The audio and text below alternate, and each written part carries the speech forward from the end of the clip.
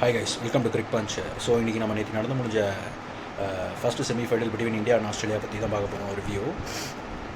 So toss win பண்ண Australia வந்து batting தேர்ந்தெடுத்தாங்க. இந்தியா 13 முறையாக டாஸ் தோக்குறாங்க. ரோஹித் சர்மா 11 முறையாக டாஸ் தோக்குறாரு. ஸோ சொல்கிறதுக்கு ஒன்றும் இல்லை. ஸோ ஸ்டார்டிங் வந்து கான்லேயும் ஹெட்டும் இறங்கினாங்க. கான்லேன்னு ஒரு புது பிளேயர் வந்திருக்காரு. மேத்யூ ஷாட்டுக்கு வந்து இன்ஜுரின்றனால இவரை வந்து செமிஃபைனலில் டெபியூட் கொடுக்குறாங்க. பெரிய விஷயம் தான். ஸோ அவர் வந்து பார்த்திங்கன்னா 9 பால் ஆடினார். 9 பால் வந்து ஆஃப் சைடில் கட்டு ஒரு பால் பேட்டில் மாட்டல. ஓகேவா, அது அவரோட இன்எக்ஸ்பீரியன்ஸ் நல்லாவே தெரியுது அதில். ஸோ 9வது பால் ஷமி ஓவரில் கேஎல் ராகுலுடைய கேட்ச் கொடுத்துட்டு அவுட் ஆகிட்டார். அதுக்கப்புறம் ஹெட்டு ஆஸ் யூஷுவல் அவர் தலைவலி தான்ன்றது நமக்கு தெரியும். நமக்கு செமிஃபைனல் எது வந்தாலும் இந்தியானாலே போட்டு குழந்தை எடுக்கிறாரு. நேத்திக்கும் அதே மாதிரி தான் பண்ணாப்புல. ஹேட்ரிக் பவுண்டரி அடித்தார் ஷமியை. டம்முன்னு 3 4, அப்புறம் ஒரு 6 ஸ்கொயர் லெக்கில். சரியான 6 அது. அதுக்கப்புறம் வந்து பார்த்திங்கன்னா வருணை கொண்டு வந்தோடனே இவர் அவுட் ஆகிட்டார். அதுக்கப்புறம் வந்து பார்த்திங்கன்னா டிராவி சைடு அவுட் ஆனவொடனே தான் ஓரளவுக்கு நிம்மதியாக இருந்தது. சரியான கேட்ச் அது, ரன்னிங் கேட்ச் பை கில்லு. அதுக்கப்புறம் வந்து பார்த்திங்கன்னா லபுஷேன் வந்தார். லபுஷேன் அண்ட் ஸ்டீவ் ஸ்மித் கொஞ்சம் பார்ட்னர்ஷிப் டெவலப் பண்ணும்போது ட்ராப் இன் ஃப்ரண்ட்டு சரியான எல்பிடபிள்யூ சூப்பரான போலிங் போட்டார் ரவீந்திர ஜடேஜா. ஸோ அவர் விக்கெட்டை தூக்கிட்டாங்க.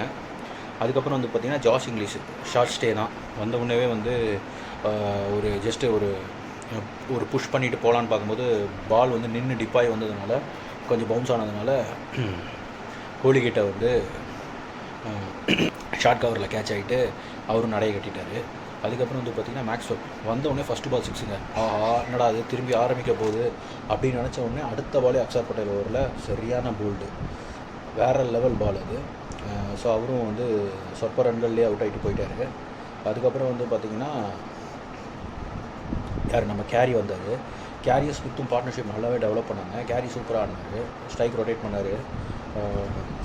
நல்ல பால்ஸ்லாம் மட்டும் பவுண்ட்ரிஸ் அடித்து சூப்பராக இன்னிங்ஸை கோப்பப் பண்ணி வந்தார் ஸ்மித்தோட. ஆனால் ஸ்மித்து வந்து பார்த்திங்கன்னா உங்களுக்கு ரொம்ப எப்படி சொல்கிறது, ரொம்ப டிஃபென்ஸ் ஆட்டோன்ற நினைப்பில் என்ன பண்ணிட்டாருன்னா கொஞ்சம் வேகமாக அடிப்போம் அப்படின்னு சொல்லி ஆடுறப்போ அது வந்து ஷமியோட நல்லா டிப்பிங் யாக்குறது ஆஃப் ஸ்டம்பை வந்து தொலைச்சிடுச்சு. ஸோ அவர் வந்து ரொம்ப டிசப்பாயிண்டடாக வெளியே போனார். ஏன்னா அவர் இருக்கும்போது கிட்டத்தட்ட 40 ஓவர்ஸ் கிட்டத்தட்ட வந்துட்டாங்க. அவங்க நல்ல ஸ்கோரில் இருந்தாங்க. ஸோ அவர் வந்து ஒரு 300+ கொடுத்துட்டு போகலாம் அப்படின்னு நினைக்கிறப்போ அந்த மாதிரி ஆயிடுச்சு. அப்புறம் டுவாஷஸும் கேரியும் கொஞ்சம் நல்லா ஆடினாங்க. ஆனால் கேரி வந்து என்ன பண்ணிட்டாருன்னா லெக்கில் வந்து ஒரு டபுள் எடுக்கலாம்னு சொல்லி ஓடுறப்போ சரியான த்ரோ பை ஸ்ரேயஸ் ஐயர். நல்ல காலம் அந்த பாலை வந்து வருண் எடுக்க போயிருந்தார். ஐயோ, அவர் எடுத்திருந்தாருன்னா அவ்வளோதான், முடிஞ்சு போச்சு அப்படின்னு நினச்சேன். கரெக்டாக வந்து ஸ்ரேயஸ் எடுத்து அந்த த்ரோ பண்ணார், டேரக்ட் ஹிட்டு. இவர் வந்து 50 யார்டில் அவுட்டு யார் நம்ம கேரி. அதுக்கப்புறம் வந்து பார்த்திங்கன்னா டுவாஷஸும் ரொம்ப நேரம் நிற்கலை. அவர் வந்து குல்தீப் ஓவரில் ஸ்ரேயஸ் டெய்லண்டர்ஸ் வந்து அப்படி இப்படி கோப்பப் பண்ணி ஒரு 265 ரன்ஸ் அடித்தாங்க. ஆனால் 265 வந்து ஒரு 20 ரன் ஷாட் தான் ஆஸ்திரேலியா. ஆனாலும் மேபி வந்து ஆஸ்திரேலியா செமிஃபைனல்ஸில் வேறு மாதிரி ஆடுவாங்க. ஸோ இந்த விக்கெட்டும் அவங்களுக்கு ஏதுவாக இருக்கும் அப்படின்னு பார்த்தாலும் போலிங் இல்லை. ஜாம்பா ஒரே ஒரு பவுலர் தான். அப்புறம் வந்து தன்வீர் சங்காவை எடுத்திருந்தாங்க. தன்வீர் சங்கா வந்து ஸ்பென்சர் ஜான்சன் பதில் தன்வீர் சங்கா எடுத்தாங்க.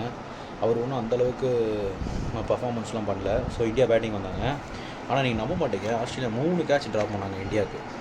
ரோஹித் சர்மாதே 2, கோலி இது 1. அதுவும் பெரிய ஒரு ஹிட் பேக் ஆகிடுச்சு. வச்சு வாங்கிட்டார் ரோஹித். அதுக்கப்புறம் வந்து பார்த்திங்கன்னா சுப்மன் கில் வந்து ரொம்ப எப்படின்னா ஒரு 2 இன்னிங்ஸாக ஒன்றுமே ஆடுறதில்ல மனுஷன். அதுக்கு முன்னாடி ஆடி இருந்தார், என்ன நினைக்கிறாருன்னு தெரில. Played on bowled.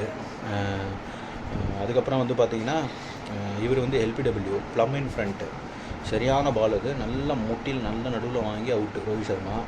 அதுக்கப்புறம் வந்து பார்த்திங்கன்னா Kohli and Shreyas as usual partnership developer 2 பேரும் சூப்பராக இன்னிங்ஸை கொண்டு போயிட்டு ஒரு 50 ரன்ஸ் மேலே பார்ட்னர்ஷிப் போட்டு அப்புறம் ஸ்ரேயஸும் அவுட் ஆகிட்டார், போல்ட் ஆகிட்டார்.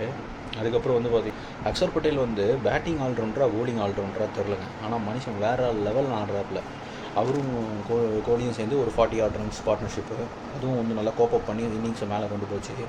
அதுக்கப்புறமா வந்து அவரும் போல்ட் ஆகிட்டார் அக்ஷர் பட்டேல்.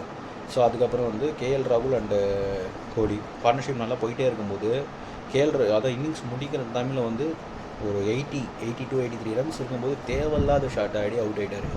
அவர் கேஎல் ராகுலே கேட்டார், இந்த ஷாட்டு நீ எதுக்கு போன, நானே அடிச்சிருப்பேனே அப்படின்ற மாதிரி அவர் வந்து சிக்னல் கொடுத்தாரு.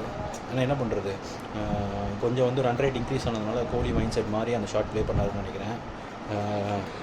அதுக்கப்புறம் ஹர்திக் பாண்டியா வந்தார். ஆனால் ஹர்திக் பாண்டியா வந்தவுடனே கொஞ்சம் நல்ல பால் சாப்பிட்டாரு. என்னடா இது திரும்பி பால் சாப்பிட்டு ரன் ரேட் ஏறுதுன்னு பார்க்கும்போது 2 சிக்ஸுங்க ஜாம்பாவை நறுக்குன்னு சொருவனாப்பில் மேலே. ஒன்று ஸ்ட்ரைட் 6, இன்னொன்று வந்து லாங் ஆஃபில் 6. சும்மா வேறு லெவலில் இருந்தது. ஸோ அவர் வந்து ஷார்ட் ஸ்டே தான், பட் ஆனால் வந்து வச்சு வாங்குன்னு வாங்கிட்டு நல்ல ஒரு ரன் ரேட்டை வந்து குறைச்சிட்டு அவுட் ஆகிட்டு போயிட்டார் அவர். அதுக்கப்புறம் வந்து ரவுல அடித்த 6 வந்து டீப் மிட் விக்கெட்டில் 6 அடித்து வின் பண்ணிட்டார். ஸோ இந்த மேட்ச் வின் பண்ணது மூலிமா இந்தியா வந்து ஃபைனல் போயிட்டாங்க கான்ஃபரன்ஸுக்காக வித்தவுட் லூசிங் எனி கேம். அதே மாதிரி வந்து 2023க்கான ஃபைனல் டிஃபிட்டுக்காக படியை தீர்த்துக்கிட்டாங்கன்னு சொல்ல முடியும். அப்புறம் மேன் ஆஃப் த மேட்ச் வந்து கோலி 15th டைமாக வாங்குறாரு. So that's it from this video guys. உங்களுக்கு இந்த வீடியோ ரொம்ப பிடிச்சிருந்ததுன்னா like, subscribe and comment. So அடுத்த வீடியோவில் பார்க்கலாம். சியர்ஸ், பாய்.